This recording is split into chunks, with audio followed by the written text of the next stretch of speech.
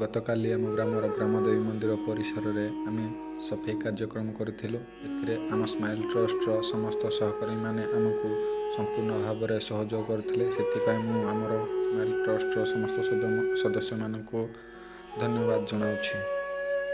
ଯଦି ଏହିପରି ସହଯୋଗ ଆମ ସହିତ ସଦାବେଳେ ରୁହେ, ତେବେ ଆମେ ଆଗାମୀ ଦିନରେ ଅନ୍ୟ ବହୁତ କିଛି କାମ କରିପାରିବା ଏବଂ ଆମ ଟ୍ରଷ୍ଟକୁ ଆଗେଇ ନେଇପାରିବା।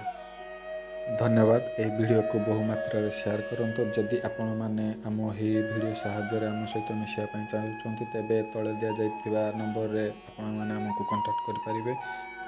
ପ୍ରଭୁ ଜଗନ୍ନାଥଙ୍କ ପାଖରେ ପ୍ରାର୍ଥନା କରୁଛି ଆପଣଙ୍କୁ ଏବଂ ଆପଣଙ୍କ ପରିବାରକୁ ଜଗନ୍ନାଥ ସବୁବେଳେ ଖୁସିରେ ରଖନ୍ତୁ। ଧନ୍ୟବାଦ।